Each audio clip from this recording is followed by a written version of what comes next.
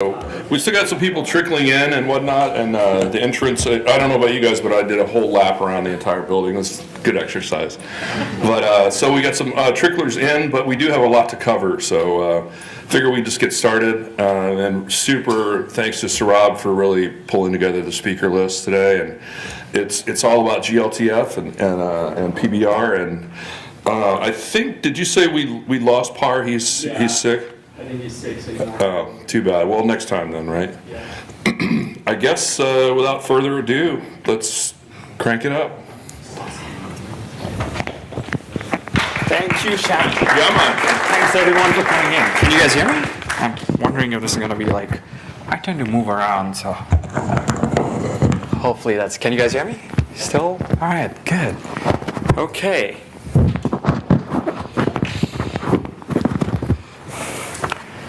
All right. There's going to be lots of gratuitous 3D animations in PowerPoint today. Just a warning. That is GLTF. That is a GLTF file in there. We can talk about that later. But thanks again for all the speakers who lined up to come. You kind of saw the agenda list earlier on. I'm going to do a really quick ecosystem update on where things are. Maybe I should go here. You're live. Yeah. And I really have to like stand still, I think. Gotcha. All right. So really quick ecosystem update. Shannon kind of keeps mentioning there's GLTF and PBR. I was telling one of my friends down here, I'm going to talk about, come down here. I'm based out of Seattle. I just flew down here for a bunch of other things, including this meetup. And I was going to talk about GLTF and PBR. And my friend was like from college. He's like, PBR? Really? You're still drinking that really crappy beer? All right, so a lot of people got that reference. So that just told me it's like, we keep using that word PBR, but do people know what it is? Maybe, maybe not, there's some not. So I'm gonna do a quick, like 2-minute elevator pitch of what is GLTF. I know a lot of people might already know this, but for people who are coming in new, what is GLTF? What's it doing with PBR? It's not the beer. And what kind of scenarios can you enable, and what's the ecosystem around it? And then we'll go into all the talks that kind of deep dive into each particular feature. So GLTF, much like you can imagine what kind of MP3 did for audio, or H.264 for video, or JPEG with images, it kind of unlocked this potential with what you could do. You couldn't build a Facebook or a YouTube without some of these core standards. And with 3D, that's the idea, that you need a core standard that everyone understands. It's really lightweight, it's platform independent, runs everywhere, and can easily be rendered on any device. Once you standardize on that, once everyone comes together and supports it correctly, you can just unlock a whole new bunch of experiences that weren't possible before.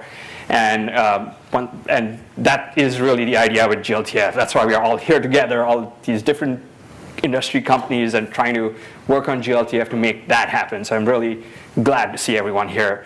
That's what we are trying to do, right? So what is inside GLTF files?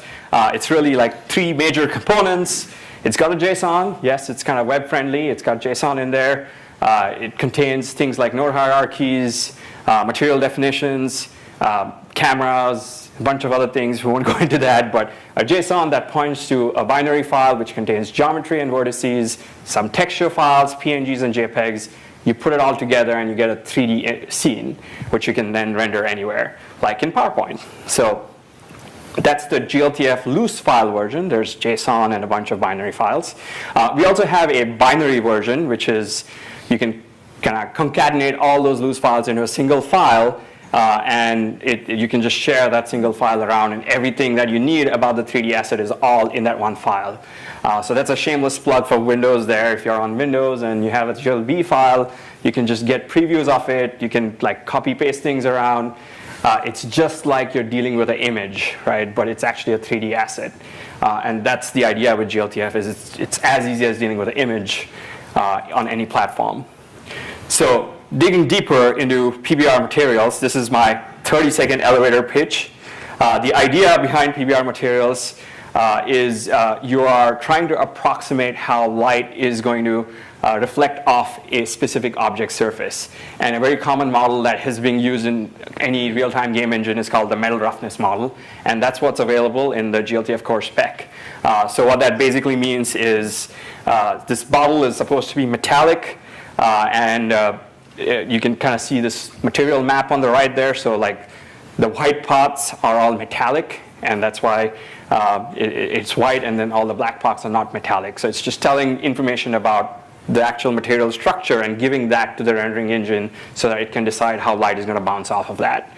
The same concept, a similar concept is roughness. Sometimes it's also known as glossiness, which is the inverse of roughness. But this is dealing with microsurface kind of roughness of your material. So the bottle cozy that exists over there, it's like a rubber cozy, that is a little more rough than the rest of the surfaces, and that's why that's lighter. So that's really high level. And then you have a bunch of additional maps like color. You want to add color to it. You have normal maps and emissive maps, which are emitting light, and occlusion maps, which kind of occlude certain geometry to give it more depth. And put that all together, and you get a full material model that you can then render in any engine. So as I said, that was just meant to be here's what it kind of is. But if you really want to learn more about it, we've got two great examples. One's a WebGL example that's been out there for a while. It's on the Kronos Group repo.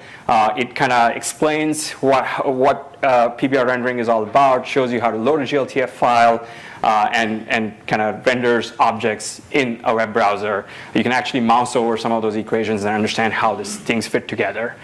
We recently released through Microsoft, it's just one of our developers working on it, a direct export of that same code, just basically to show you that this is platform independent. You could run it in WebGL, you could run it in DirectX. It all kind of works the same, right? So it needs to work everywhere. I will add a caveat. This is meant to be a learner sample. This isn't meant to be this is the best way to do PBR. Nope, this is meant to be, if you don't know anything about it and you want to learn, start here and then keep refining it as you kind of want to do a real engine. There's a whole bunch of papers that these sample point to, which will give you more advanced techniques. This is just meant to be here's where you should get started with it. So that's the PBR part. And then very quickly, what is in GLTF 2.0. There's a nice reference guide. We don't have any copies here, unfortunately, but you can go print it out from the Kronos website and get a PDF.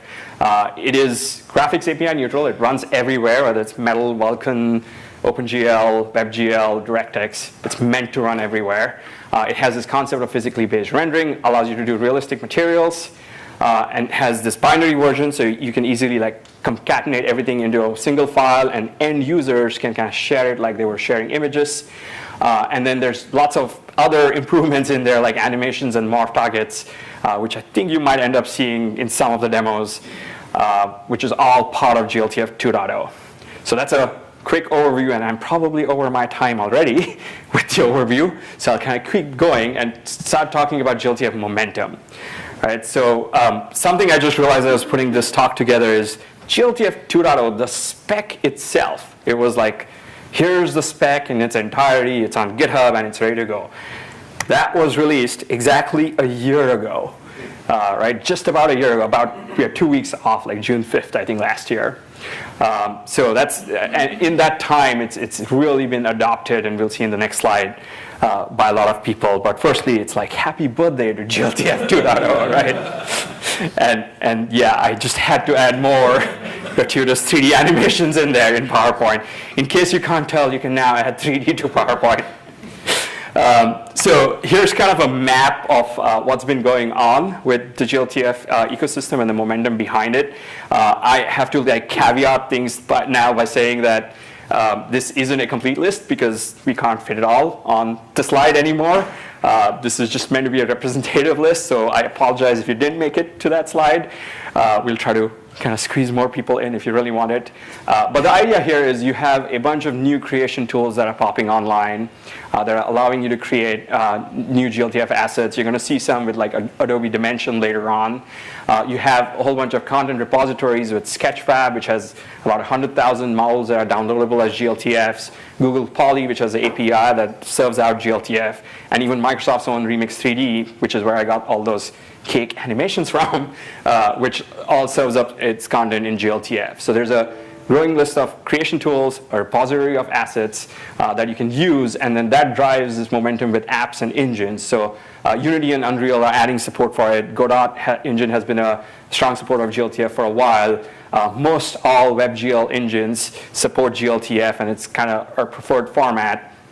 And then I talked about Office. Facebook has added 3D posts so that you can literally drag and drop a GLTF GLB file on a Facebook feed and view it. If you're on the Silicon Valley WebVR group, the group, you should see that little object. That's just a GLB file.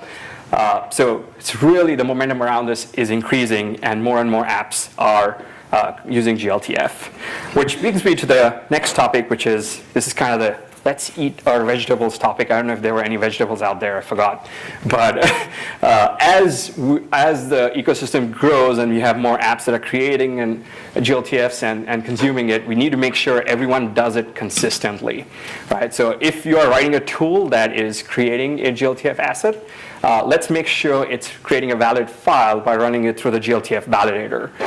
This is something done by Alexei, one of the working group members, GLTF working group members. It will verify that whatever you're writing out is correct or not, and give you errors or warnings depending on what it sees in the file. The other part of it is, I think, to really help artists out. I think Robert started this, so Robert somewhere over here. He's trying to collect information on what does your exporter support. Right, different exporters have different varying support levels for the full spec, so we are trying to really collect information on what capabilities. Does it support animations? Does it support morph targets? Does it run on a Mac? Does it run on Windows? I think step one of that is just to kind of collect all that information, because there's a lot of momentum in the community behind it. But once we collect that, we want to kind of put it all together and have a consistent list of here's what you should do if you want to go build a GLTF object on a Mac, which also has morph target animations, for example. So if you're writing a creation tool, please make sure to kind of comment on that issue and help us collect that data. The second part of it is, if you are writing an app or an engine and you're loading GLTF files in, there's a lot of sample assets out there which will test out all parts of your GLTF spec. Make sure you test them out, right? So there's the sample assets repo, and there's a asset generator repo. They're all linked from the main GitHub with Kronos. This is an ongoing thing. We're continuing to add more samples and more kind of unit tests. So let's make sure everyone is kind of increasing their GLTF compliance by using these sample models to test things out. This is something we are doing at Microsoft also, and yes, we are lagging behind on some of it, as some of you might know, but we are also generating the assets and making sure our products themselves improve. So this is the eat your vegetables part of the talk, which is like, this is important, let's make sure we all do it so that it all works consistently. Right, all right, so now to kind of the future-looking fun stuff again. As we are looking at adding more things to the spec, we want to make sure that there's a right balance between building a widely supported and reliable ecosystem and also adding features. So we kind of want to make sure everyone adopts what is in there correctly, and that's why you need to eat your vegetables. And then we are experimenting with some new features to light up new scenarios. So this part is about, assume you are supporting the GLTF core spec correctly, here's some new extensions you can go start exploring. I think Frank is going to talk about the Google Draco extension for compressed geometry, which is really awesome. He'll explain that more on why it's awesome. That's available for all implementers. There's the Unlit extension for materials, which is also available, which I believe is already being used by Sketchfab and Facebook. So these new capabilities are available for you to use. And then there's a whole bunch of work that's on GitHub around texture transformation, lights, web technique, WebGL, and environments, which maybe Mike might talk about in his talk later on. But this is the current ongoing work. All of it is happening on GitHub, and you can kind of chime in on those discussions on GitHub. Now, you will notice there are a lot of extensions that I mentioned there, and there's also some extensions you're going to hear about later today in the talks. So a good question to ask yourself is, if you're thinking about creating an extension, and most people are thinking about this because they want to do a particular thing which the core spec doesn't support yet, So that's okay. You can go create an extension, but think about who's going to use the extension. Is it something that you just need for your own application, or is it something that's multiple applications could use, or something that's even broader? And depending on that, there's different types of extensions. If it's just for your own application, you could do a vendor extension. If it's for like multiple applications across multiple companies could use it, do a multi-vendor extension. And if it's something that's more broadly applicable, you could consider doing a KHR extension, which is the Kronos extension. The Kronos extension is the one that kind of gets discussed by all the participants of the Kronos working group. It gets ratified and it's kind of covered by the Kronos IP framework. I'm going to point you to Neil for any questions there on the IP framework. But the idea is this is the one where everyone has just agreed upon everything and can be adopted by all kind of participants. Whereas the others are more like you want to unlock yourself and you can kind of go ahead and do it to unblock your scenario. If you do kind of propose an extension, I think the two best practices we are telling people to follow, and I think you'll see this in the extensions that people are going to talk about today, is always make sure there's a fallback to the core spec. We want to make sure that your core GLTF 2.0 file works everywhere. That's really important. So always have a fallback. Even if you're extending it, adding a new capability, if someone does not understand that capability, how would you gracefully fall back and still support a simple model loading up and kind of displaying correctly in your viewer? So that's very important. And then if your specific use case is so extreme that you just cannot have a fallback, that's okay too, but you can, if you're in that category, which should be a very small category, then you can just say this extension is required for my application, and if any other application that doesn't understand the extension sees this file, it's not going to load in that application. So you're basically kind of cutting yourself off from that broader ecosystem, which is why you shouldn't do it, but in extreme cases, I think some of you might want to do it.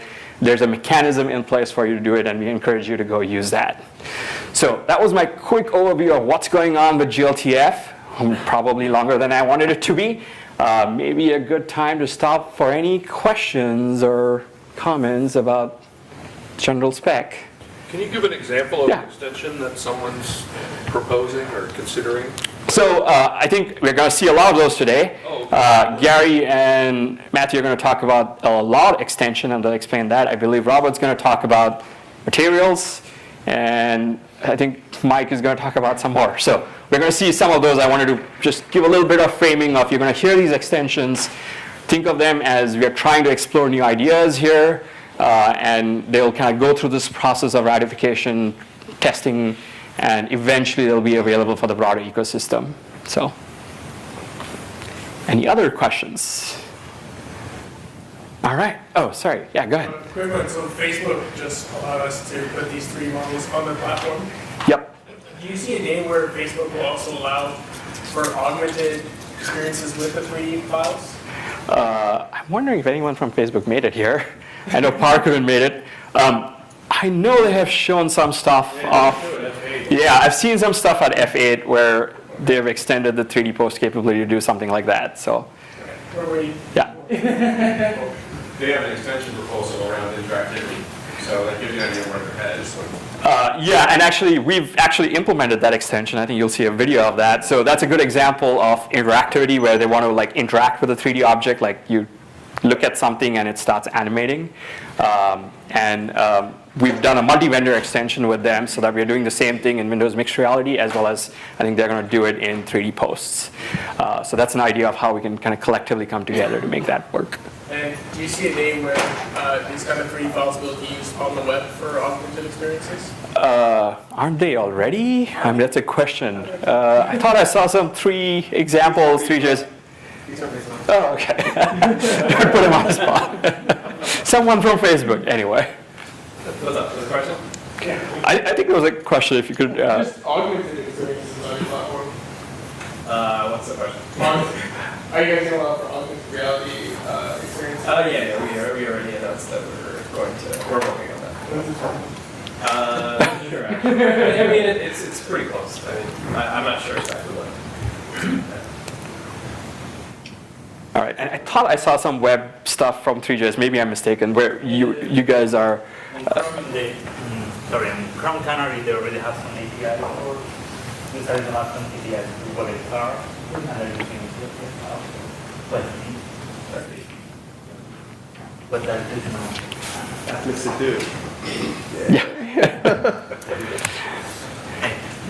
All right. With that, I think I'm going to hand it off to Gary and Matthew.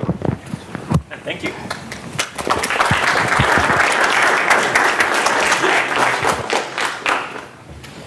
Alright, so.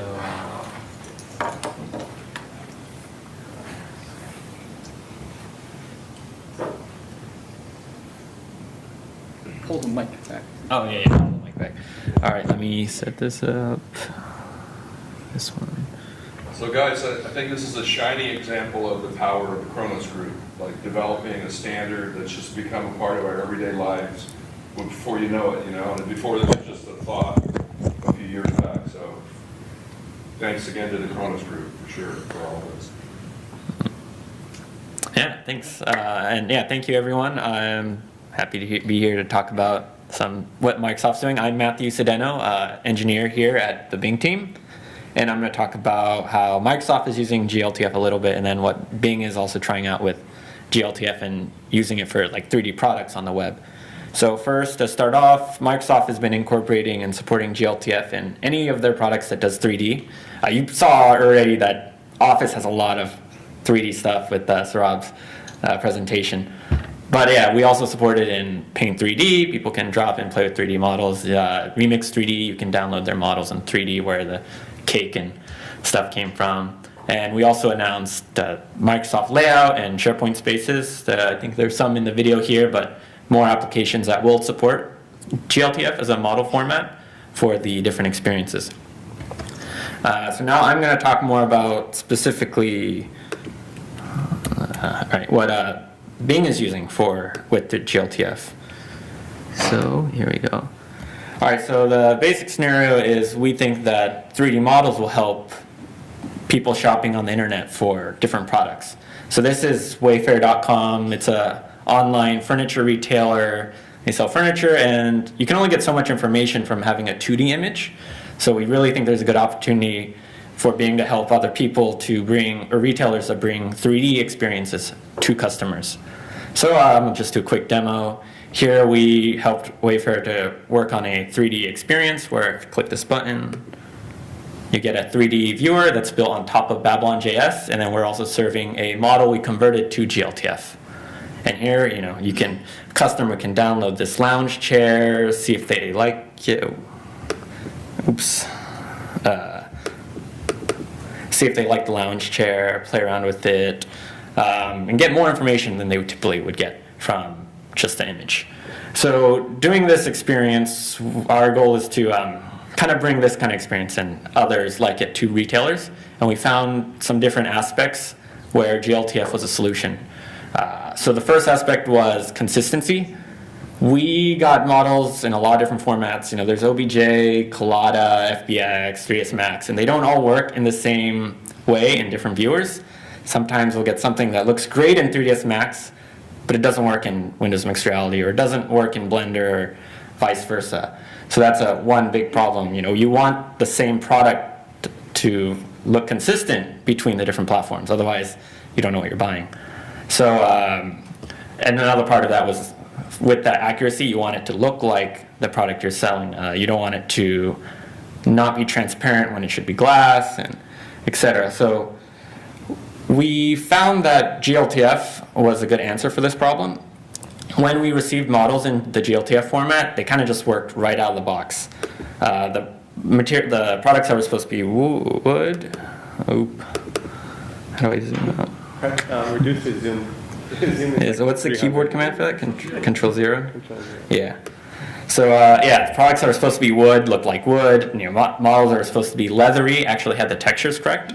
And yeah, so the GLB models worked right out of the bat. And when we converted other models to GLTF, they also helped us find consistency with improving those models further and making sure that they look the same, whether we put the model here on the web, in Unity, or in Windows Mixed Reality. And the second aspect we were looking at was the load time. Average customer going to the internet and trying to buy furniture probably doesn't know what a polygon or mesh vertices are. They just want to see the actual see this bar stool and play with it. So so for us, the time to first render was very important. We don't expect someone to have to wait for hundreds or megabytes of textures to download and just stare at the loading screen. So that was a key part we wanted to focus on, making sure we can keep the models loading quickly, but also not forsaking quality. If the model doesn't really look good, then we didn't really get any value out of showing them this model. So next I'm going to hand it over to Gary to talk about how GLTF was able to help us with that kind of scenario as well.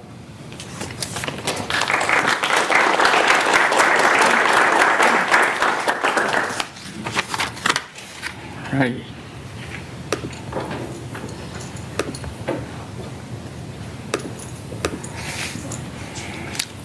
Hi, my name is Gary. I work with Microsoft, obviously, and I'm also part of the 3D formats working group. So as Matthew mentioned, I'm going to talk a little bit about how we solve the problem of first time to render. So here you're looking at what we call the playground for Babylon.js. And on the playground, similar to other playgrounds that you see on the web, where you can basically play around with the code and you can see the results instantly. So let me run this real quick. So what's happening here is I've added a little bit of debug information to the loader, and you'll see that it took a little bit of time for it to load all of the textures for this flight helmet. This flight helmet model is something we submitted to the samples repo. It's actually the biggest one that's in there right now. It's over 50 megs, and it took quite a bit of time to load. So let me show you some performance characteristics of this. I did this capture a little bit earlier, but you can see we've added a little bit of performance markers. So you can see this model took about 7.5 seconds to complete. Okay, sorry, 7 seconds. So this is kind of not very acceptable for a product showcase, right? It takes so long for you to actually see the model. So we wanted to know what we could do to make this first time to render threshold a little bit faster. So what we ended up deciding to do was progressively load from a lower detailed model, and then progressively load higher and higher models, and then have them pop in. Okay. So a lot of you probably already know this as level of detail, right? So we need a solution fairly quickly. This wasn't part of the GLTF spec yet, so what we ended up doing was we wanted to create an extension for it, but we didn't have time to go through the whole thing. So we created a vendor extension, as Saurabh alluded to, so we can quickly prototype and try this out. So let me show you what that looks like. In this case, I've disabled the Microsoft LED extension in this playground. And the second case, the second tab here, I've re-enabled it by commenting it out. So let's see how that works. So you see, very quickly, it should show the model, okay? And then it'll continue loading the second LED as it goes. So in this case, I've put this model through a process we call the Simpligon service, where it basically creates these LEDs for me. So let me show you, again, the performance tab. So I did this capture a little bit earlier. So ready state is what I'm calling the state where you can actually start rendering. So you see it took only 1.4 seconds. I think the actual run that I did didn't quite do this, but it's supposed to do this. And then the second LED that it loaded took a little bit extra time. So this way, what you can do is you can see the first time to render, you can see something, you can start interacting with it. It doesn't have the full fidelity of the model that you want, but in the background it's actually loading and downloading the higher fidelity. And once that's done, it'll replace the model that you have.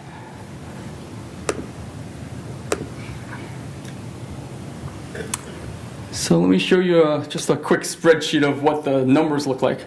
So if you have a full LED, you'll see that the geometry, which is this file here, and then a whole bunch of textures. So that's why it's about 65 megs or so. Right? The small LED, I think I actually got the numbers backwards here, but the small LED is much smaller. It's only 10 megs. So what happens is we're downloading 10 megs first. It displays just the 10 meg one, and then it displays the bigger one. But you'll notice that the geometry doesn't take that much for this particular model, right? The geometry is, even though it's significant, it goes from 2 megs to about 700K. It's not the biggest thing that's going on here. It's really the textures that's the issue here. So you'll see that all of these textures actually only became a much smaller set. So depending on the model that you have, a lot of times, at least for the models that we have, textures is actually the bigger part of it, right? And so we have in production a bunch of LODs that deal with textures. We have recently started experimenting with geometry, like the model you see here, where we're reducing the geometry. And how this plays out with Draco and the compressed textures, we'll have to see how that all fits in. We're going to experiment with that as we go. And so finally, I wanted to show you one last thing. We were talking about how extensions, and it's really important for extensions to be still compatible with the ecosystem, right? So I'm going to show you what this flight helmet that has the LED extension looks like in 3JS. Now 3JS doesn't support this extension, but it still loads. And the only difference is that it's going to skip all the LEDs. It'll just load the high fidelity model directly.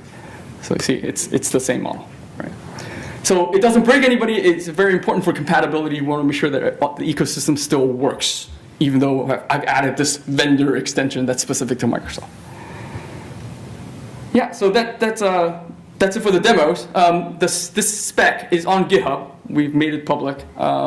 If you want to use it, feel free to talk to Saurabh and I, or if you have any questions about it.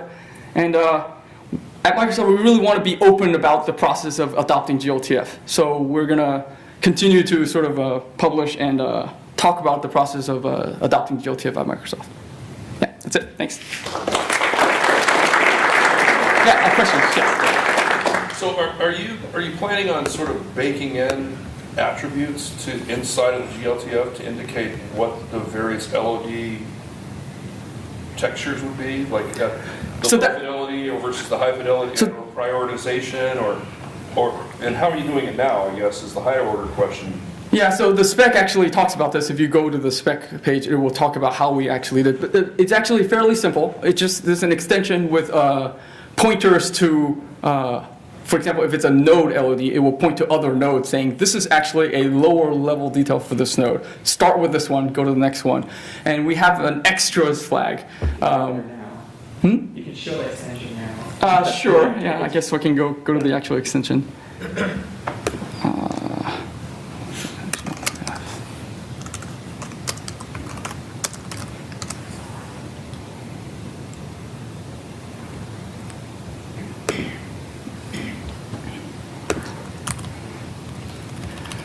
So this is kind of what it looks like.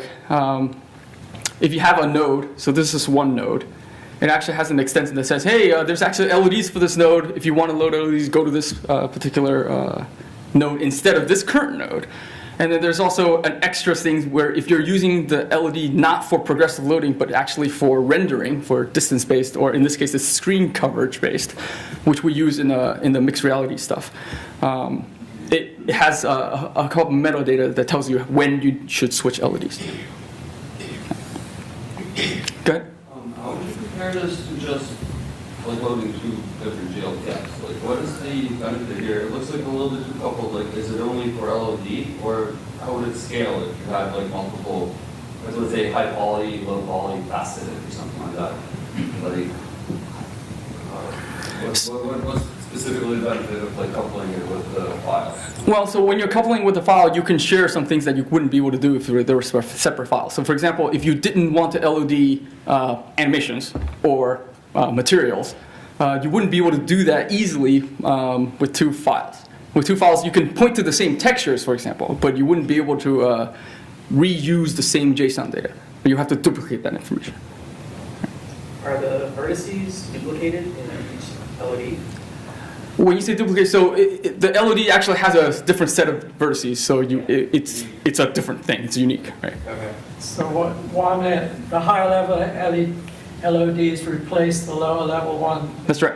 Yeah, it's not accumulate. That's right. Yeah, there are techniques for doing this kind of things, but like in the gaming industry, people typically have discrete LEDs. So we call these discrete LEDs, right? Okay. Yeah. I'm wondering if there might be a processing step that could be done to a GLTF or a GLB file that would generate the various LODs.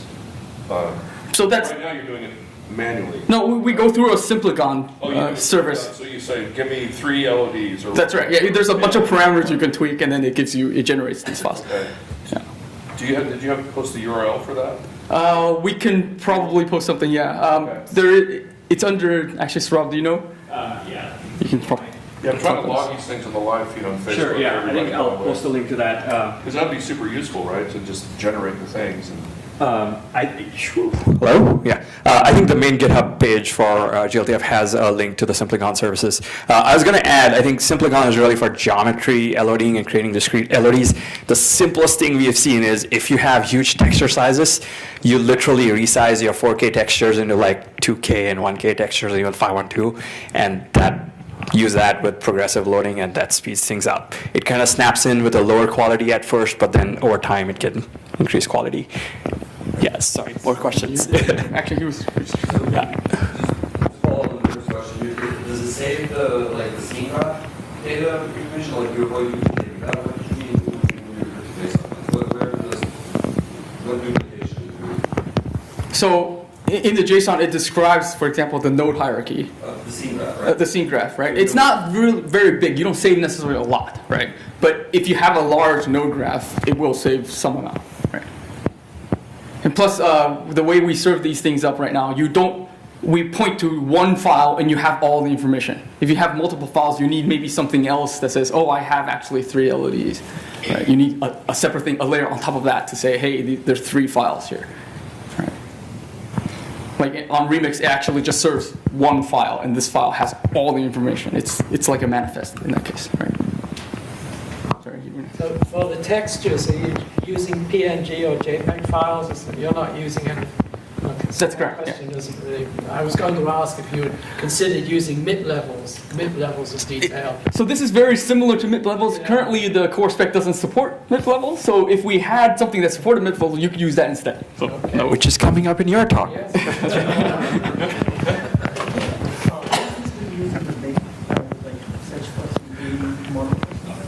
So on Bing, so as Matthew alluded to a little bit, yeah, go ahead. So we're as like a bigger organization trying to see if we can help other retailers achieve more of Microsoft's mission to help customers achieve more, and also that there's some value if with advertising as well, building a catalog of 3D products, having that. We think that there's going to be opportunities in the future with 3D growing bigger and more accessible. So we're trying to figure out ways we can help customers be able to take part in that space. All right, thank you. All right. Albert is up next. I want to help. I think you can keep that Okay, there. Actually, we might need your laptop again for Mark's stuff after all, but.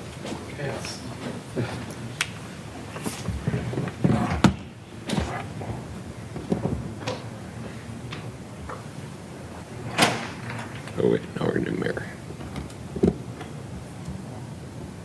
Cool.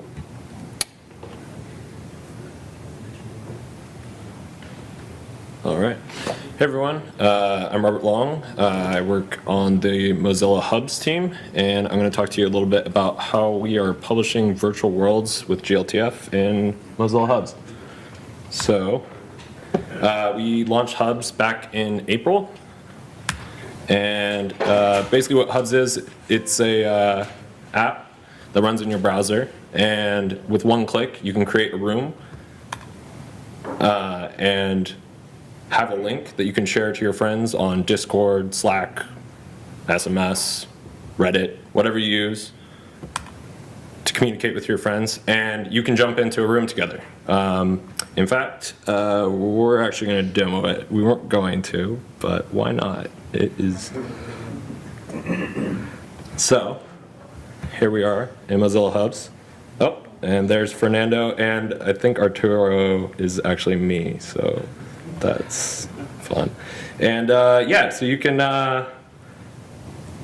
talk with your friends, throw some ducks, explore some virtual worlds. yeah, it's really simple to get in and meet with people. So now I'm going to get into extend my desktop. How do I do that? Once again.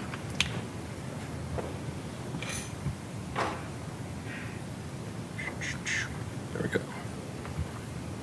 And oops. And that. Perfect. Cool. So yeah, it works in VR. It works on your laptop. Fernando and Arturo were in on their phones. So how are we using GLTF in hubs? Well, pretty much everything you saw in there was GLTF, including the moving parts. We're basically serializing our entire scene into GLTF. So we've published 4 environments. We've done 10 variants of avatars. They're all robots right now. And the duck. So Hubs is built on top of A-Frame, and scenes in A-Frame are built in HTML. So when we looked at GLTF, we wanted to add user-generated content to Hubs, particularly environments and avatars, because our 4 environments are pretty limiting. We want this to be like the web, where you can create all sorts of different environments to hang out in. And the problem with this HTML format is we wanted to limit what components you could use. Example, you don't want people to be able to attach a camera to a duck and then have them throw that, and like your VR perspective is attached to the duck. It's just gonna make you sick.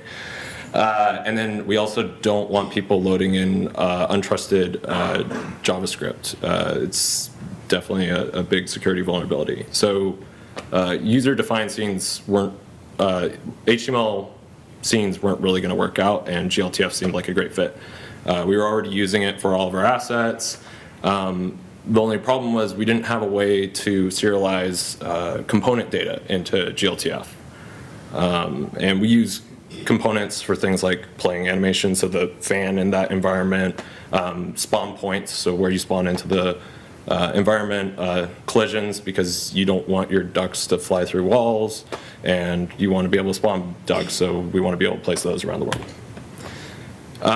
So we did something where we took the A-frame scene graph, which is composed of entities and components, and we mapped it onto GLTF.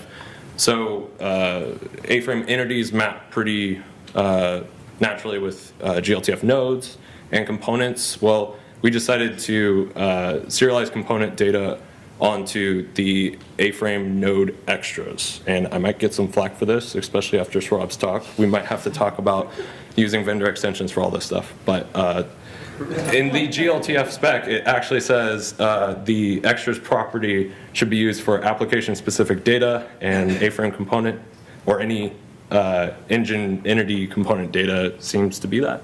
So, yeah. Notice we also vendor prefixed our component data so that we don't clash with other vendors. So, so in order to do this, we looked at the existing GLTF model component in A-frame, which uses the 3 GLTF loader, and we noticed that it adds the GLTF scene as a child of that A entity that it's on. But there's a problem with it. The loaded 3JS scene comes in and it's not exposed as A-frame entities. So we're not able to add components from the GLTF data and make them actually function like A-frame components. So in this example, when I load in the atrium environment that we were in, it just comes in as the model and I can't attach components to it.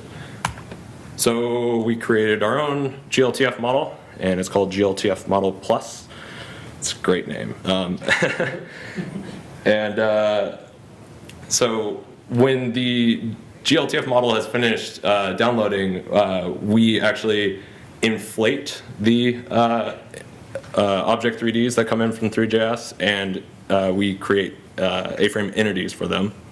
And then we take the node extras data and we turn them into A-frame components. So the fan in the atrium environment becomes an entity with a shadow component and a loop animation component. So it casts a shadow on the ground and spins around. So like I said before, we don't want you to define just any component. We want to be able to register like specific mappings and specific components that you can use within your files. So in this case, we have Moz shadow, which maps onto shadow. There's a more complicated, if you want to do more complicated mappings, there's ways to do that too. There's like a function that you can do to map all sorts of different things from GLTF into A-frame. So like I said, GLTF Model Plus builds on top of GLTF loader. And in the GLTF loader, actually the node extras data comes out on a property of every Three.js's object 3D, which is really great for us because we can access that and then basically call set attribute, which is how you set component data in A-frame. And we just take the component name and the user data and call set attribute. So the shadow component is just set attribute shadow user data mod shadow, and it's pretty simple.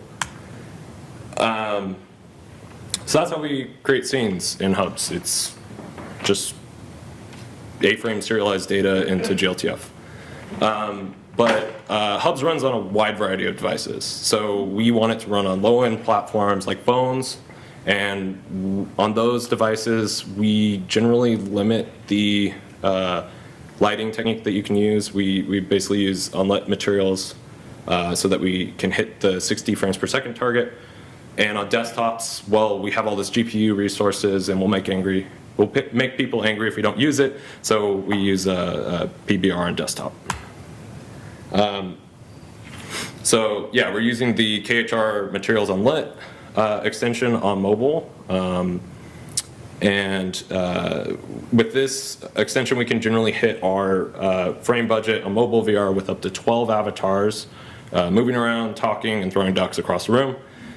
Things don't look quite as good, but honestly, like it's probably more important to have to spend our frame time on features rather than graphics. But we still wanted to ship one GLTF asset. So in order to do that and have unlit on mobile and PBR on desktop, we really needed an extension that could explicitly define rendering techniques. So similar to LODs, we have the Moz alt materials extension that allows you to specify alternate rendering techniques to use when loading a GLTF. So this extension lets the application decide the appropriate material to download and use at runtime. So in GLTF Model Plus, we have this preferred technique property, which is available as a global variable and on the component, and you're able to specify, hey, I want to use KHR materials unlit on mobile. In A-frame right now, we're using the isMobile utility function to determine whether or not we should render unlit or PBR.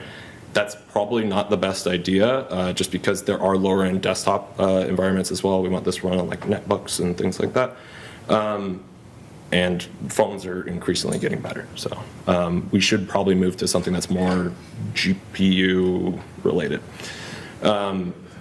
So another caveat with this is when you're using this extension, you probably want to use the GLTF version of GLTF, the JSON version, or the loose version. I like that term.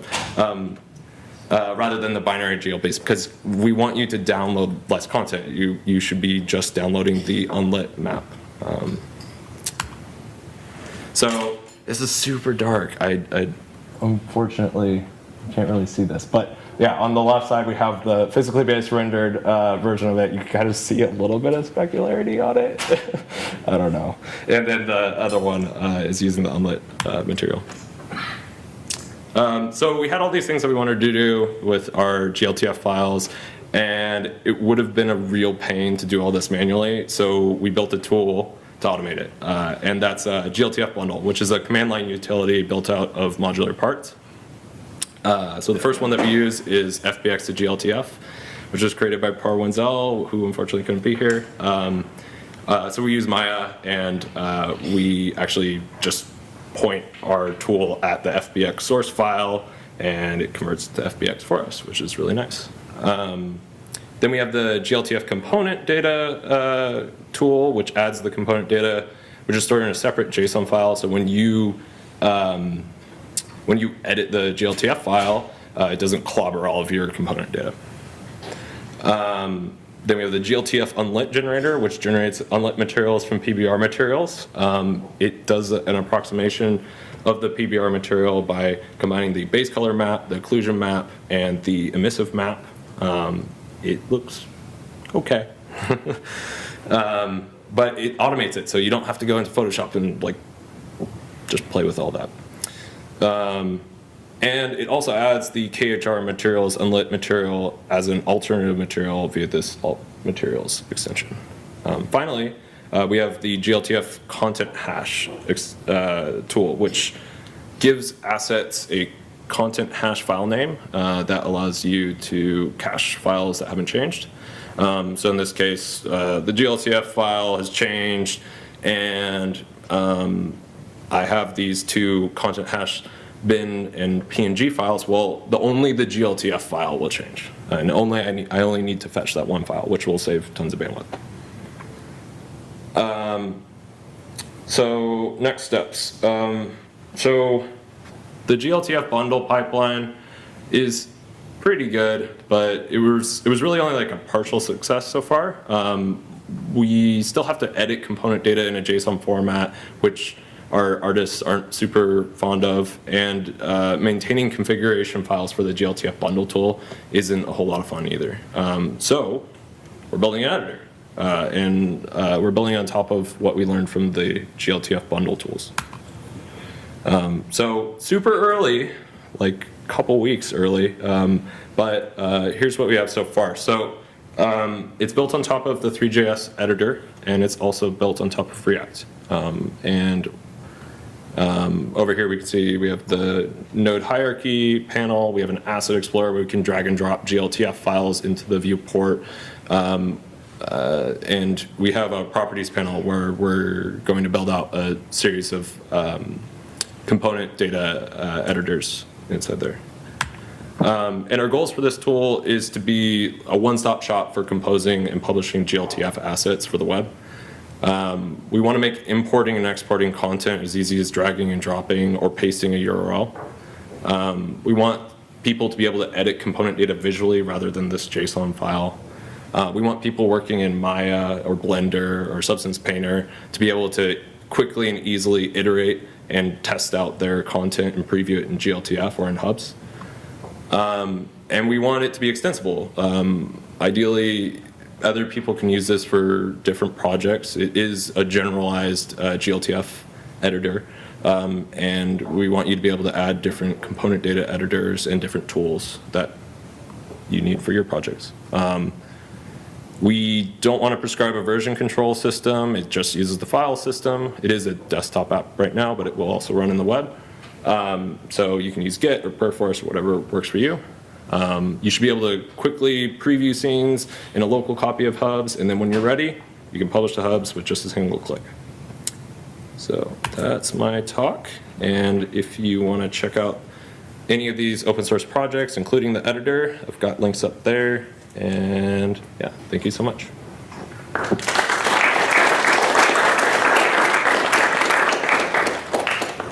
And I think I have a little bit of time for questions, I don't know.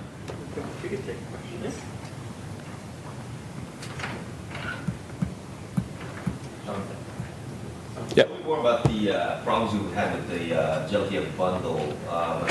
What sort of changes did your artists need to make to the process and configuration of the part that led you to build the editor? Yeah, so right now, the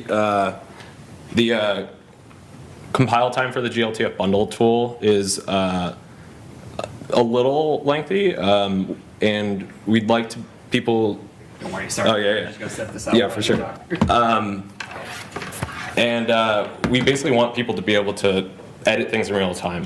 So as you're defining component data and as you're moving things around in your scene, we want you to be able to see some sort of preview of all that. We really want to get people to a level of tooling that they are used to in tools like Unity or Unreal or something like that. Obviously, we're not going to get anywhere close to that level of tooling right off the bat, but we want to at least get something started for the web and the GLTF ecosystem.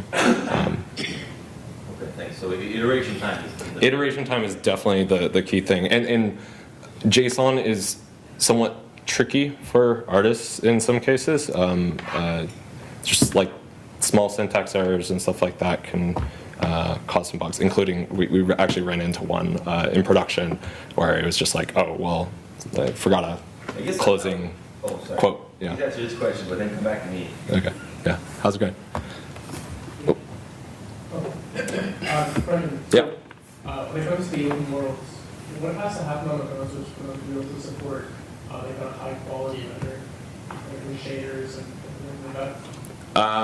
So right now, like, we probably won't go too much further into more advanced rendering. If anything, maybe something in between unlit and PBR. Like, we're waiting for like mobile hardware to advance. Right now, we're trying to cater to like the general market, and actually there's more mobile VR devices out there than there are desktop devices, and we really want them to have a really great experience. So I don't think we're super focused on the higher-end rendering right now. Yeah. What was the decision process to choose React?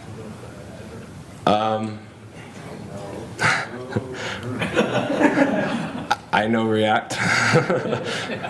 You're being simple, Zach. I like it. Yeah. Can you explain a little bit more of the benefits of like shooting or defining a specific extension versus the, maybe I misunderstood it, but like the extension? It's you can use the user data with 3JS. Like I always saw that as kind of like just a very generic, like it's a JSON within a JSON, kind of like you can just put any kind of structure in it. So you're free to do whatever you want. But like an extension is a little bit more opinionated. What is it?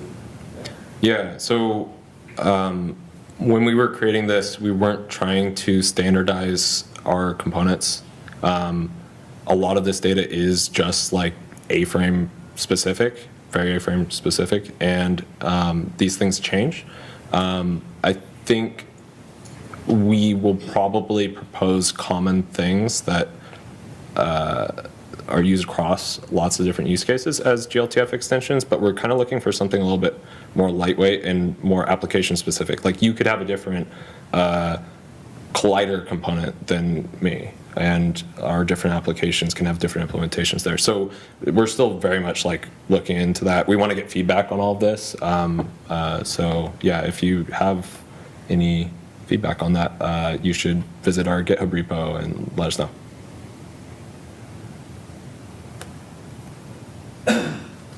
Back over here, naively, I was thinking about like a paper pipeline with fairly standard shaders.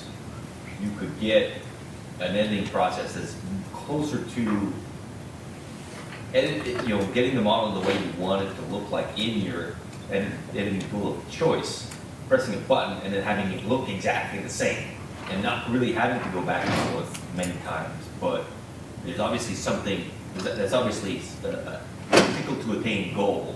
Can you add comments to that? Yeah, so actually, that's the end goal, is to try and get iteration process to like live reload, like on save.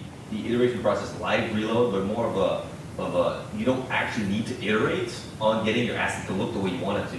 It's like you edit it in your editor of choice. Yeah. You press your button, it may take 5 minutes, it doesn't matter because it ends up correct and you don't have to touch it. Yeah, so we'd actually really like to do this. Unfortunately, we're using GLTF as the authoring format right now, which is really bad. So we're literally limited to just the features that GLTF has right now, and we do kind of need to standardize on something that can be loaded into editors and like Yeah, we need an authoring format before we can get there, and then, yes, you should be able to tweak it in all the different places and have it saved into the This is file. where I think I was screwing off. I saw the FBX to GLTF, and I assumed you were like authoring your tool in your thing in Maya. We're authoring the models, The models. but then we're augmenting those models with component data. Component data. Yeah. Component data. Okay, that makes sense now. Yeah, and yeah, Maya itself or Blender or any of these other packages, like you could define those component data editors in there, but we're trying to be like tooling agnostic and yeah. I get it. Thanks. Cool. Great, thank you.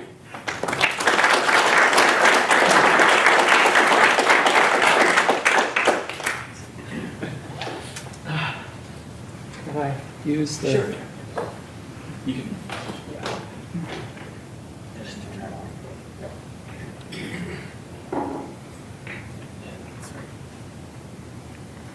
Thank you. Can you all hear me? Good evening, thanks for coming. So I'm going to talk about this compressed texture transmission format that's been recently. The 3D Formats Working Group started a technical subgroup, or TSG, to investigate ways of dealing with the issues of shipping textures to your applications in the web browsers. And so that's what this talk is going to be about. I'm describing a work in progress. Nothing has been decided concretely yet. This presentation is more or less the beginning of the CTTF, TSG, putting its work into the community for community feedback. There's a Google Docs version of this talk if anyone wants to follow along.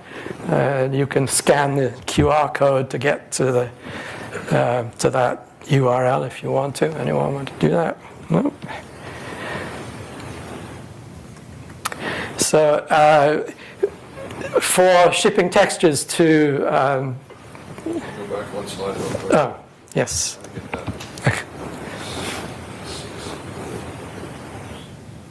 You can scan the QR code, and if you have a like Firefox, and get right there. Okay. Yeah, that's what I'm trying to do. Okay. So in order to ship textures across the network, you need a couple of things. Textures often contain multiple images. Tonight was the first time I learned that GLTF doesn't actually support bitmap textures, but usually you have bitmaps, which is multiple images, and then you've got array textures and QMap textures and 3D textures, so you can end up with a lot of images in a texture. So you need some sort of container to make it easy to deal with this set of images. And of course you need a format for the image bits. I'm going to talk about the image bit formats first. There are a lot of issues. I'm sure most of you are familiar with them. Uncompressed formats tend to be much too large for transmission.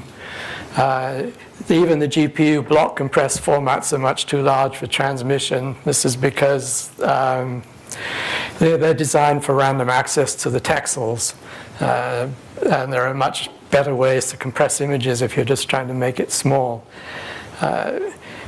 And then the compression to these GPU formats tends to be very slow, and it's not usually available on the client APIs like OpenGL, Vulkan, or DirectX, any of those, which rules out something like taking an image, compressing it to JPEG, sending it, and then at the other end expanding it back to the image and then compressing it to the GPU format.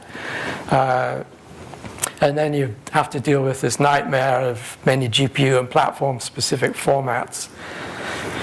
So the group's been looking at this and pulling together a few bits of technology to try and help this. So for the issue of making the GPU block compressed formats more amenable to transmission.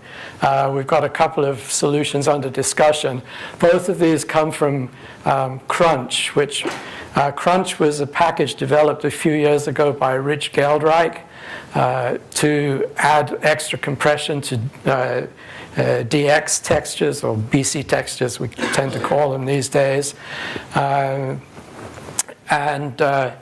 he's put it in the public domain, and recently it's been extended to support the ETC, Ericsson Texture Compression formats as well. Rich has he's gone on to found a company called Binomial, who has a product basis which is doing some similar things, but possibly with more quality than Crunch can manage. But anyway, Crunch has two modes of operation. One is called RDO mode, rate distortion optimization. In this, Crunch quantizes the raw BC1 to 5 or ETC bits using clusterization and vector quantization to lower the entropy, allowing an LZ codec to better exploit the redundancy. So you apply this Crunch RDO mode, and then you use LZ or your favorite LZ style compressor on it, send it, and at the other end you inflate it and send it off to the GPU. The other mode is super compression, or Crunch CRN mode. In CRN mode, Crunch quantizes the endpoints and selector data of the compressed format rather than the raw bits. Again, it uses clusterization and vector quantization. And the image bit stream consists of endpoint, selector, codebooks, and palettes. These are Huffman compressed. And also Huffman compressed per block indices referring into these codebooks. It's very efficient encoding, around 0.75 to 1.75 bits per texel. Which has user control over the quality versus bitrate trade-off. And it's just as strong or stronger than the RDO mode plus zlib or Z standard or whatever.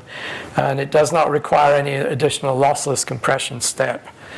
So those are both very interesting to alleviate the transmission size problem. We still have to deal with the format mess. What the group is investigating is applying Crunch CRN mode to a universal transcodable format. Current experiments are using as a Rosetta Stone for a basic universal format a subset of ETC1 called ETC1S or ETC1SA. It uses no flips and disables the individual mode, i.e. each 4x4 block has a single 555 color, a 3-bit table index, and 16 selectors. This is easily transcodable to all other GPU formats. This baseline format's quality is BC1, ETC1. Not awesome, but good enough for the web. Implementation with this baseline provides a starting point for improvements and for testing of other technology. What we'd like to do is to get a complete working system in place, and then we can start looking at further improvements to this. What exactly will be used in the GLTF extension for the transcodable format? It's not been decided, but this ETC1S is looking like a good bet. The final transcoder is a small blob of C++ code executed on the device's CPU. This step could also be done in WebAssembly or ASM.js or in native code. This code unpacks the codebooks into a temp buffer, then unpacks emit levels compressed block data, which refer to the endpoint selector codebooks, and passes them to the specific GPU transcoder the caller has selected. The data can be transcoded to any other format very quickly using simple table lookups. It allows random access to individual MIP levels once the code books are unpacked. The transcoders, some of the transcoders could also be implemented in shaders. And importantly, excluding PVRTC, there is no RGBA pixel level processing in this, just simple per block endpoint selector processing. And as WebAssembly doesn't support vector intrinsics yet, the transcoders have been optimized to use simple scalar ops. Transcoding to PVRTC needs 2 passes. The PVRTC transcode step selector pass is the slowest part. So this is very exciting to think that we can at least put in place a complete system that lets you take a single format in your content you're going to deliver and then transmit it to any device and then transcode that into the format that that particular GPU or platform needs. It's been such a nightmare dealing with all these before. This will be a really good starting point, even if the quality may not be the best that's achievable with some of the other formats like ASTC. It's a great starting point. So now, after we've got the image bits settled, we need a format for the container. So the group's been looking at KTX, which is a Kronos specification for a file format for containing textures. It can contain any kind of texture that you can load into OpenGL or Vulkan. But it has a few, as this slide shows, you've got a header, some metadata, and an array of MIP levels. And then within each MIP level, you've got an array of array layers, and within each array layer, you've got potentially a face or an array of faces, cube-map faces, or an array of depth z-slices for a 3D texture. So KTX2, the group is looking at KTX2 because there are a few issues with KTX, the basic KTX structure. Sorry, the PowerPoint export didn't quite work right here. Put those fields. Anyway, we still have the header, but we're going to add a data format descriptor. The data, I'll come into that into more detail, but that describes the format of the image pixels exactly. We'll have the same metadata that's in KTX, and then we're going to have a global compression scheme, which could be Crunch or LZ, or we're also looking at Z standard or TANS, all under discussion. These, in the current version of the specification, all MIP levels have the same compression, and they're all compressed together as a group. But the topic for discussion is, should it be possible to have different compression schemes for each level? And also, should we compress each level separately? Crunch CRN mode compresses the levels independently. So I think for simplicity, we'll likely do the same for all of these compression schemes, which has another advantage when it comes to streaming, which I'll get to in a minute. So we've added a couple of things to the KTX2 header. One is a VK format field to give the Vulkan image format. At the moment, loading Vulkan textures requires either the using application to know which format, Vulkan format matches the texture it's loading, or else the loader has to have a gigantic switch statement to figure it out. And we're also adding a level order field. This allows you to say whether you want to have the MIP levels in order from base level to the maximum level, or from the smallest maximum level to the biggest, the base level. This enables streaming, enables you to send the smallest level of detail first, and then as you receive the others, you can add them into the texture object and switch the API to draw from the higher levels. So that'll really help with some of these issues that you've talked about earlier this evening. We're going to add one thing to the metadata, which is a KTX swizzle to indicate the desired component mapping for a texture. Not particularly relevant to GLTF, but for other uses of KTX, it's very relevant. And this data format descriptor that I mentioned, it provides an exact description of the texel format and of the color space of the texels. So for non-OpenGL and non-Vulkan applications, they no longer need to understand the OpenGL or Vulkan enums. They'll have a description of the image data, so they'll be able to use it. And it provides applications that care about correct color with the necessary information.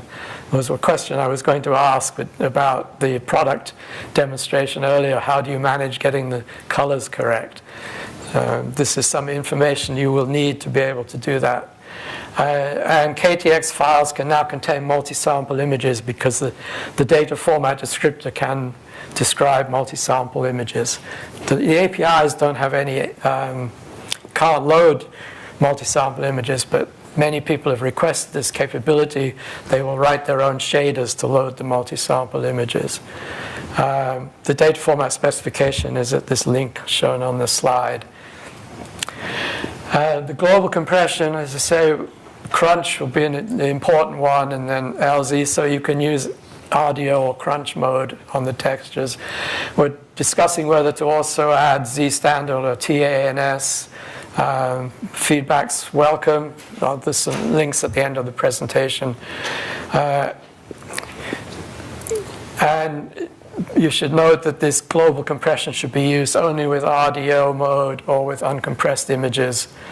It's a waste of time on any other block compressed texture formats.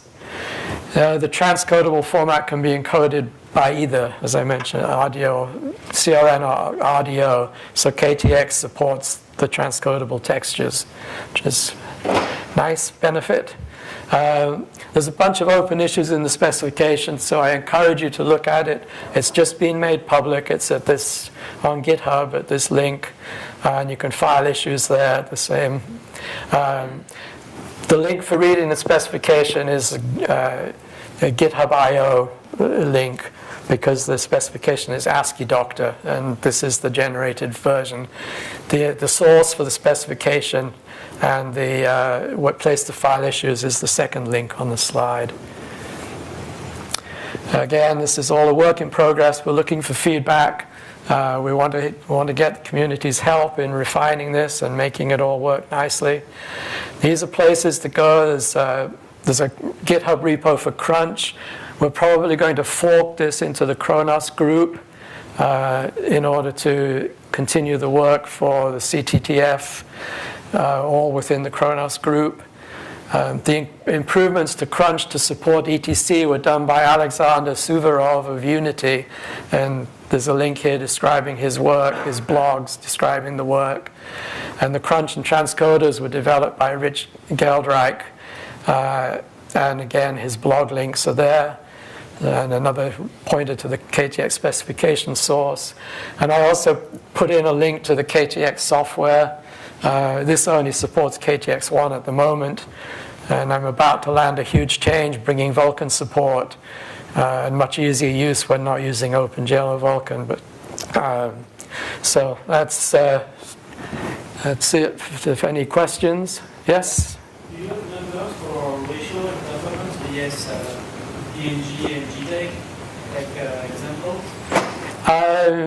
JPEG will get, I don't have the actual numbers to hand, but if you look at Rich's or Alex's blogs, you'll find, yeah. JPEG, obviously, you get far better compression, but then at the other end, there's nothing you can really do with it except decompress it and feed the uncompressed texture into the GPU, which uses up lots of GPU memory. So although with Crunch on ETC, I mentioned 0.5 to 1.75 bits per pixel, I think I said. It doesn't compare to JPEG, but it's a vast improvement over RAW, DX, or ETC. Yeah. So,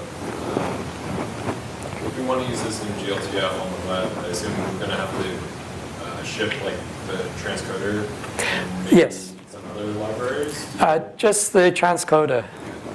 Yeah, the intent is that this is going to become a GLTF extension, hopefully eventually rolled into a future core version. And yeah, the only thing you'll need to ship is the small transcoder code. Isn't there another path where you can use the standard GLTF decompression? I mean, that's easier, right? Yes, you can do that, yeah. The browser can Then you'll need, you need the zlib compression at the other end. So usually it's in the browser, but maybe often applications have it for other reasons. It's not quite as efficient as the crunch mode, though. Yes. In some ways, you've made a problem that's very painful seem a little bit too easy. Yeah. Well. This transcodable format seems very logical.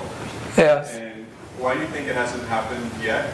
And if it's successful and if it's an open standard, is there a chance that the transcoder actually lives in the browser and we pass the transcoded format and the browser figures out how to map it to hardware? Which seems like the logical way to go. Yes, it does. Generate this transcoded format. Yeah, it does.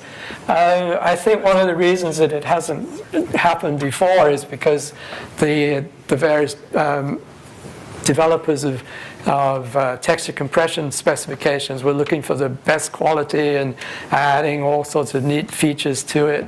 And nobody really thought about, until we had this collection of textures and we realized that the manufacturers weren't adopting other manufacturers' formats to a large extent, that we ended up with this mess. That was only then did anyone start looking at it. And the format, the transcodable format, I mean, it's kind of a subset. Some of the other formats like ATSTC and PVRTC have things you can do with them that you can't. Alpha, for example? Well, alpha, you can do alpha with this by having 2 images in ETC1S. Yes, but do they get merged in? Yeah, that can get merged in. That's one of the topics we're discussing. We plan to make it possible to have slices, so you can have the alpha slice and the RGB slice. Or maybe we can find a better way to do the transcodable format. And I think different compression, bit rates per channel. That's something. Yeah, you could indeed have a different bit rate for the alpha. Yeah, applying the crunch to the alpha slice versus the RGB slice, yeah. I just want to say one thing in response to your question. We're the WebVR working group, we have expressed some interest in putting a transcoder in the browser. So this is like, we have to wait on GLTF to sort of stabilize on a express texture format, but we definitely would be interested in like adding essentially express texture format as opposed to the web, which will always be available and always transcode to whatever's available on the GPU that you're on. So yeah, it's a possibility. But for now, you can only ship a piece of work. Do you want to use this? Okay.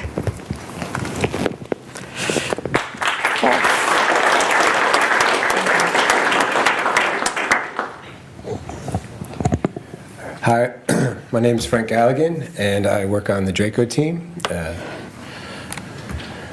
So we released an open source, royalty-free library to compress mesh endpoint clouds. It was about January of 2017. And so we have C++ code, we released JavaScript and WebAssembly. I apologize, I don't have my speaker notes, so I have to go full screen here. We were ratified by Kronos, became an official extension to GLTF 2.0 in February of 2018, I believe.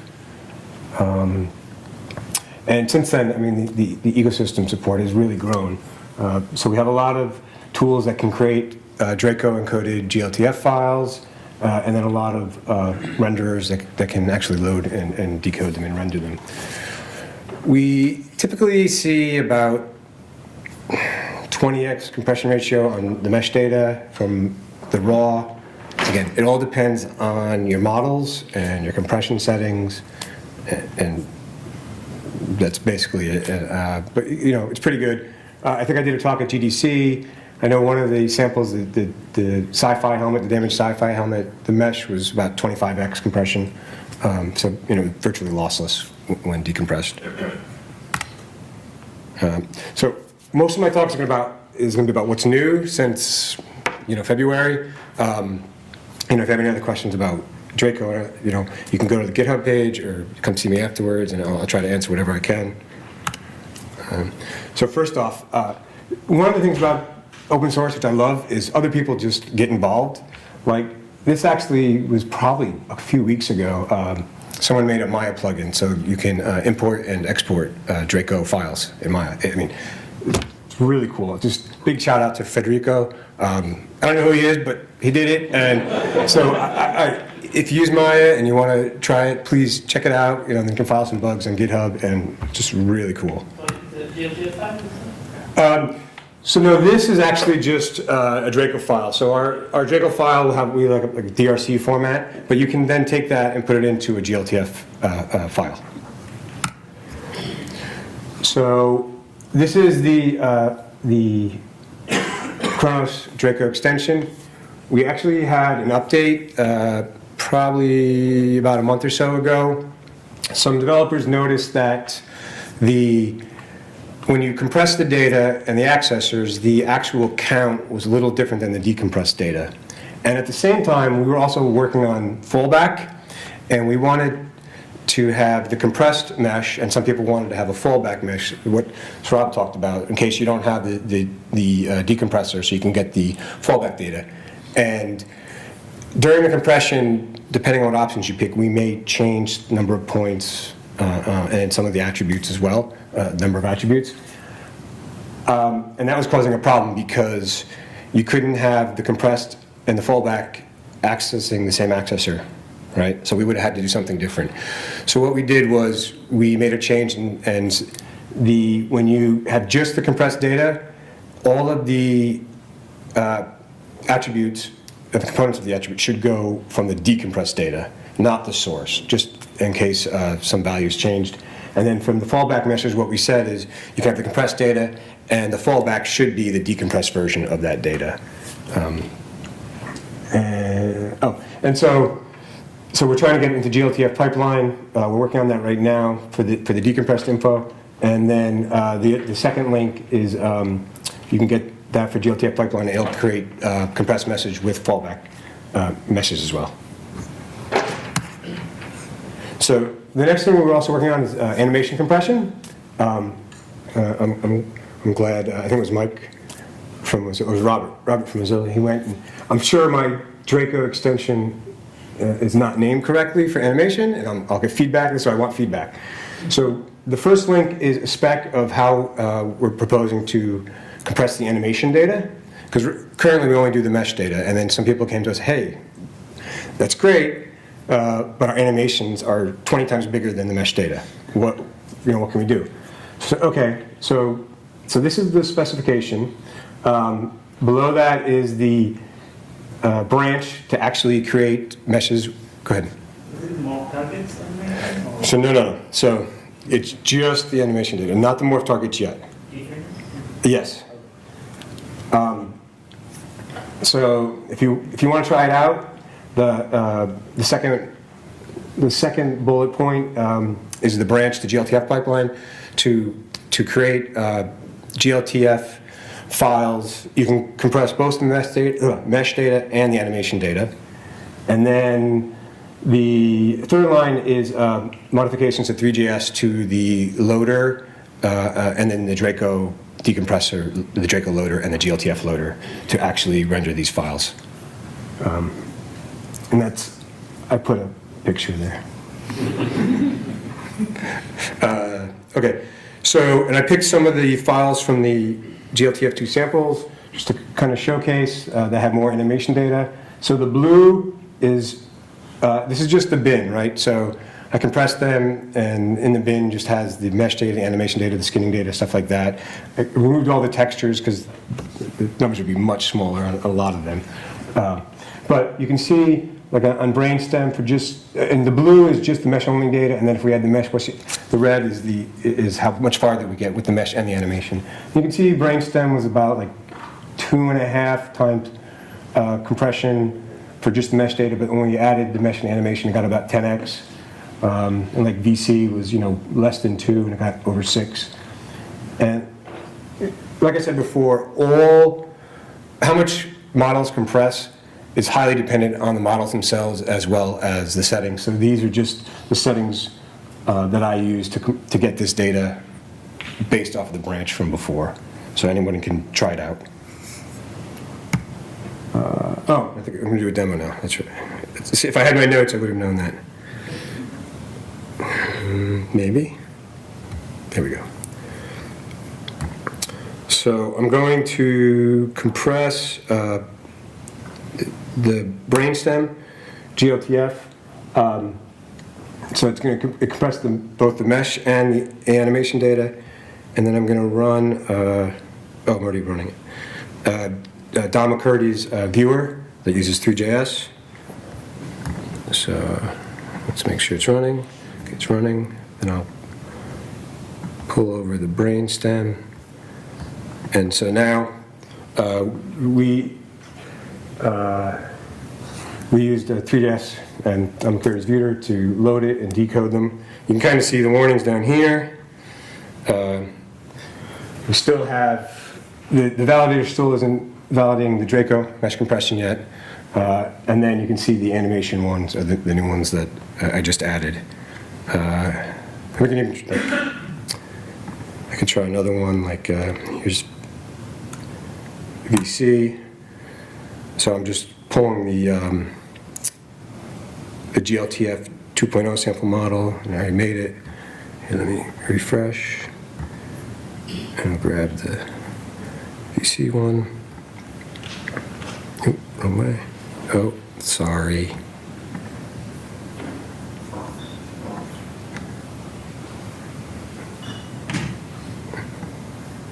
So you can see the little cars or planes. I'm not exactly sure what they are. But that this is based off the other slide, so got about 6x more than what it was.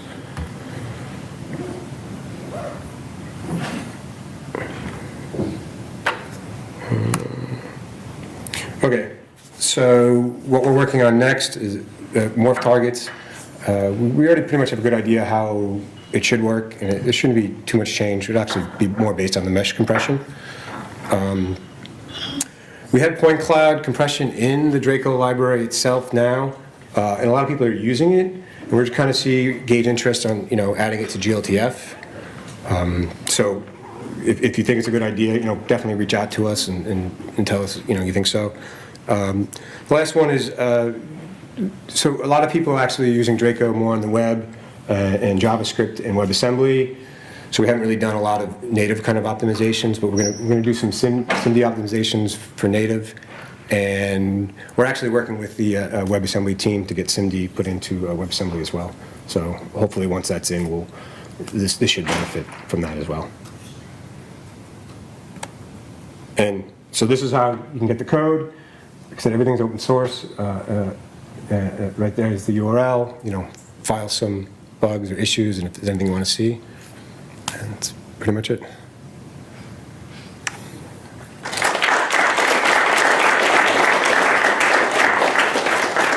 Any questions?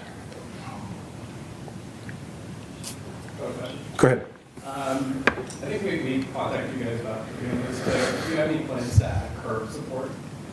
To what? To add curves. We've been talking about it. It hasn't. We don't have any plans yet. Okay. But yeah. So how the hell do you compress point cloud without like level of detail or distance? I mean, So there's different ways, and we have different options to do it, but it's a lot of kind of clustering and clustering of the points as well as the data, and also like traversal. So we order them in a way that will make it beneficial to compression. So, and then once that happens, it's prediction, right? Everything in compression is prediction. If I can predict 100% of where everything is, it can compress it to 0 or 1 bit. So, right, we just try to cluster and have traversal in a way that we can predict where the points will be, and then we encode the difference. And as long as we get it to 0, the entropy encoders will make it much, much smaller. So, but it's prediction. Yeah. So you can go on the site and you can find out more information about it. Good? Yes, certainly hinted. Sorry. So another question. If there's not.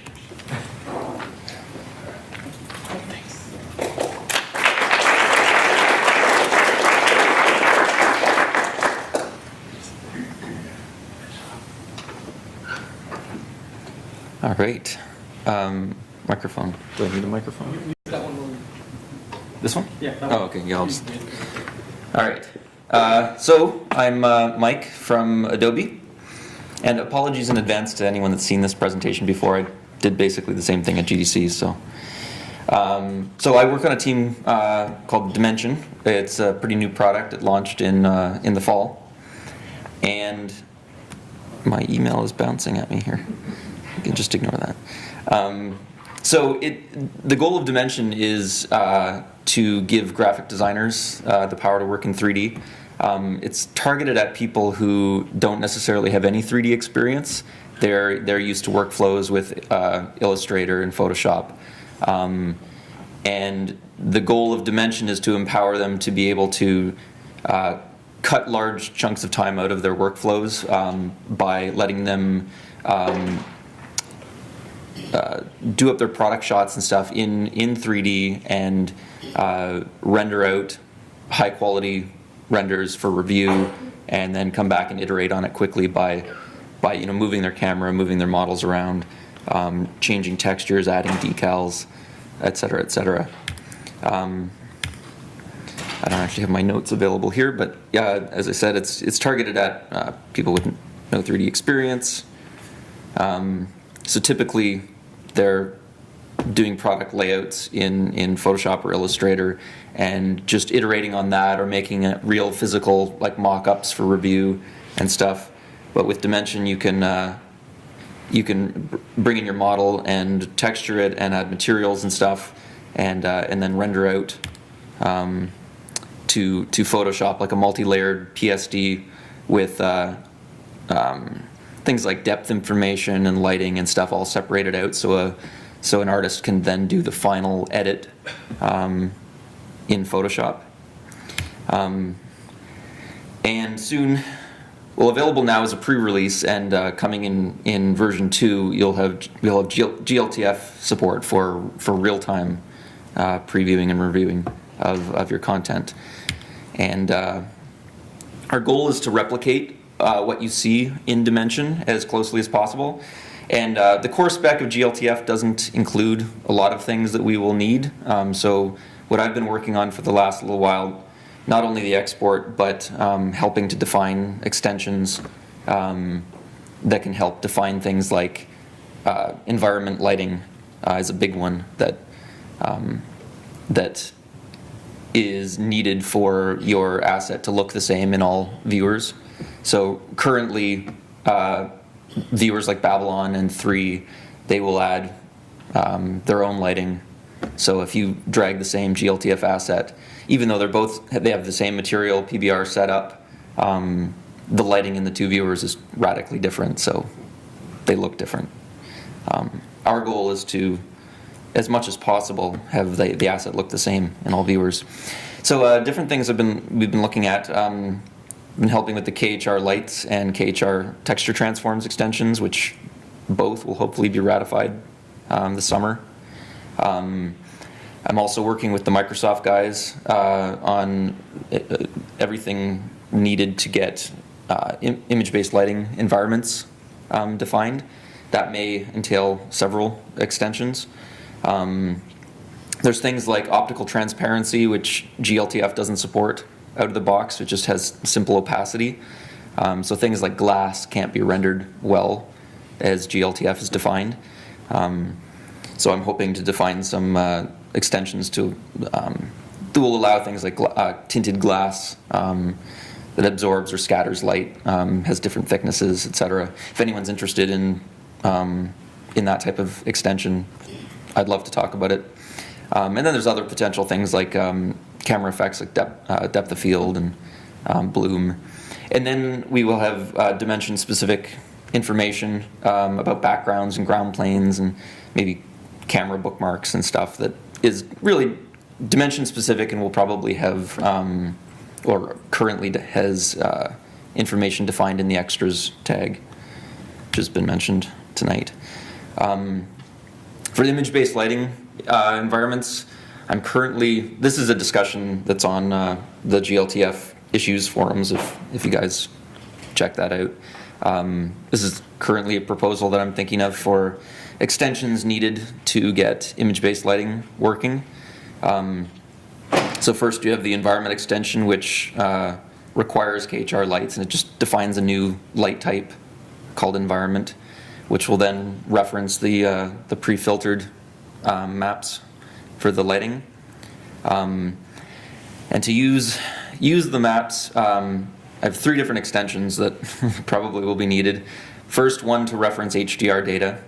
GLTF only supports PNG and JPEG images right now, which obviously are not HDR. But since PNGs are 4 channels, there are various encoding techniques for getting HDR data into them.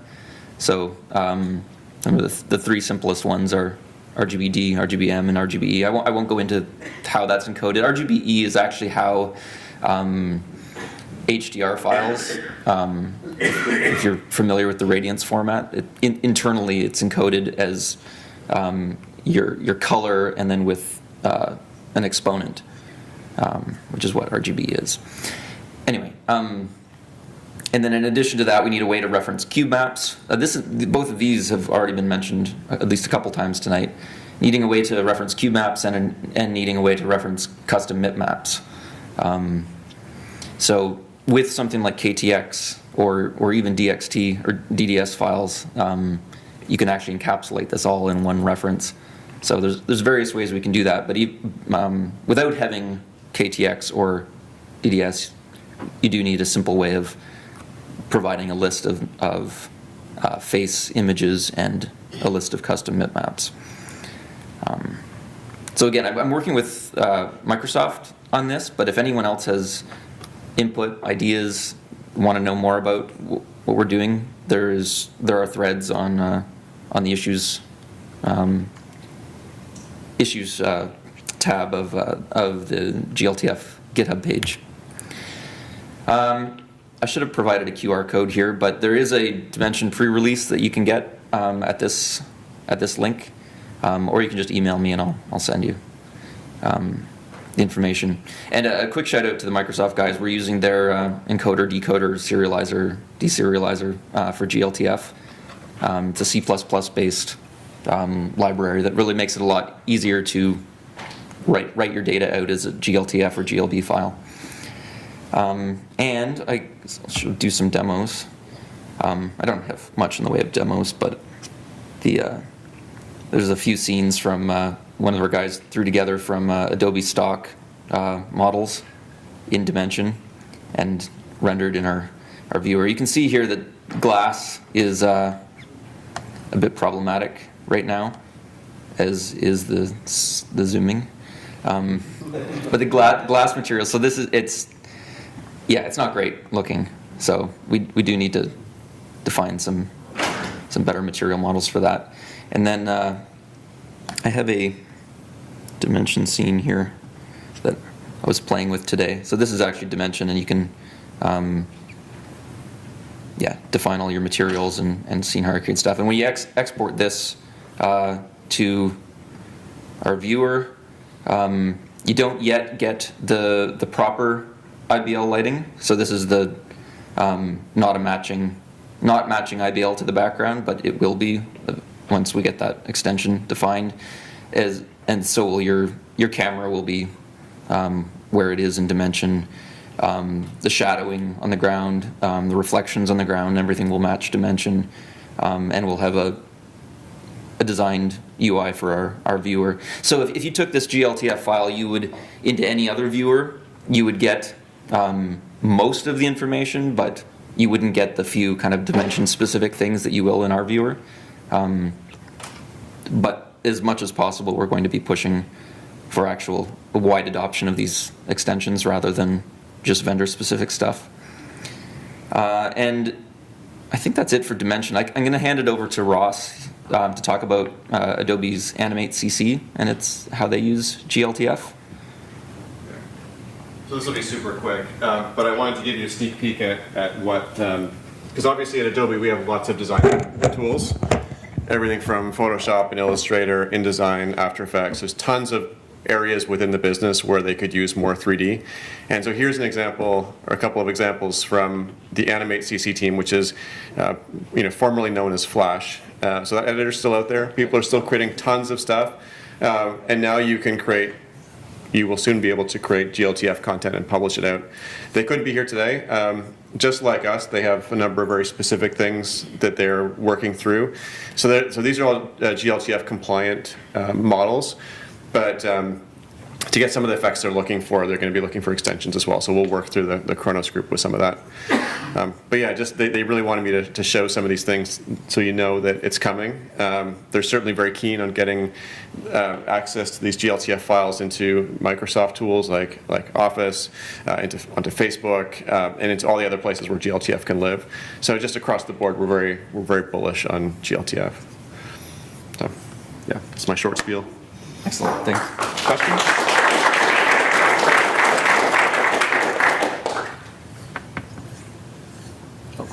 So the models that you were talking about where you didn't have you kind of have an intrinsic built-in lighting model that's just part of your GLTF extension. Is that kind of what that is supposed to be? The environments extension Yeah. is, the goal of that is to define a general way where, actually I don't have it's just a general way that any GLTF file can define image-based lighting. So image-based lighting, it's basically a cube map with a whole bunch of pre-filtered versions that are successive levels of blurriness, basically, and you use that data to render what looks like a fully lit object with a global illumination. And that's one of the key things I think is missing from GLTF if you want the data to look the same everywhere.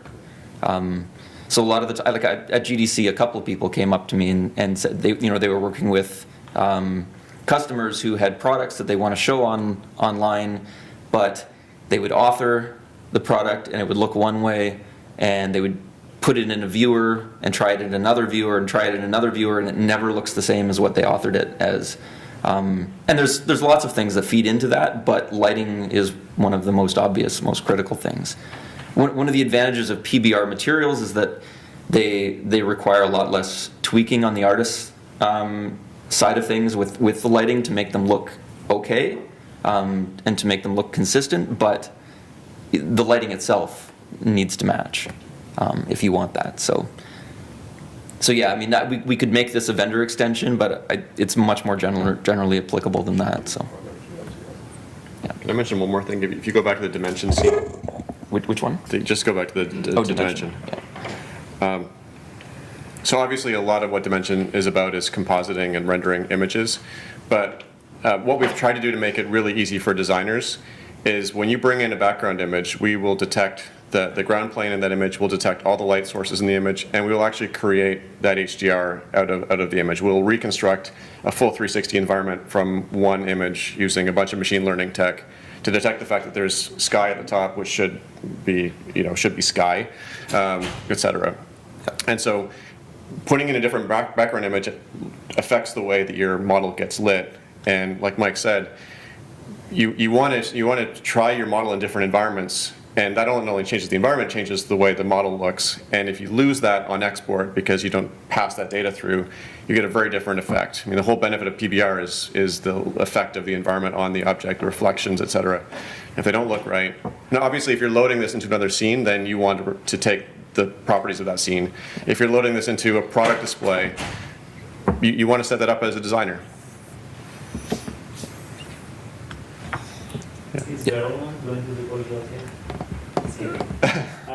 I mean, we supported like probably the earliest version of GLTF because I think as Tony was and others were designing that first version, they were taking, you know, like it looked very similar to the Veriled format. Back then, yeah. Obviously not now with PBR, things have changed, and thankfully GLTF 2 is much more useful.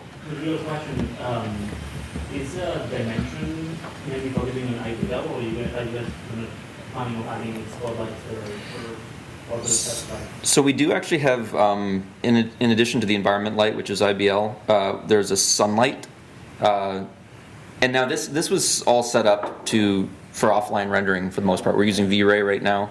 And it has, you know, things like cloudiness and internally there's, you know, we're modeling, we're actually modeling the sun with, you know, a particular radius and using different sky models. So when you put the sun lower in the sky, it changes the color, et cetera. And then I'm exporting that data as a baked down directional light with the KHR lights extension. So right now, that's the only reason we're using KHR lights. There's a cloudiness value in here too, which I may or may not encode as an ambient light with KHR lights. There's some discussion of whether the ambient light is going to make it into the final spec for KHR lights, since it's not really physically based. Can you make the sunlight into the IBL? Yes, that's another possibility. It means that it's not something that the viewer could modify, but that's probably not a big issue. So yeah, we're actually looking at changing our daylight or a sunlight model a bit. So yeah, it may end up that I end up baking it into the maps. I'm actually generating all the pre-filtered maps and exporting them right now. We just haven't actually. I need to work with the Microsoft guys to define the extension better before we actually implement it in Babylon and in the actual manifest that we output. So I guess Adobe company announced that they're supporting Pixar's easy format. I was wondering when that question would come up. So my question to you is, you know, how do you see the conflict between the two? And I guess you Yeah. going to support it's easy, or are you just trying to play ball with Apple? I mean, for us, there's no conflict because we're supporting both, right? So we've announced we're supporting USD. We'd already announced we're supporting GLTF. Yeah, they're different purposes, and yeah, I mean, from our perspective, our goal is for a designer to be able to create and leverage 3D in their workflows. I mean, that's really the mission. It's a lot of, you know, we've got millions of Photoshop and Illustrator and After Effects and InDesign users at Adobe who are scared of 3D because they've tried it and the tools have been too hard and it hasn't worked.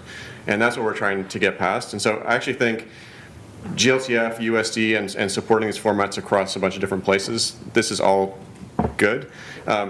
It's going to be painful when you have to choose which one and you're not sure which one to pick. And I think that's the thing that has to get solved in the industry. But from our perspective, we're going to support both. You'll be able to start in Dimension and publish a USD to Apple, publish a GLTF to Facebook. Yeah, or transcode between the two if you want. You can import a GLTF, export a USD, import a USD, export a GLTF.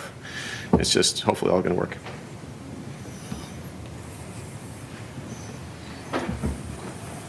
All right.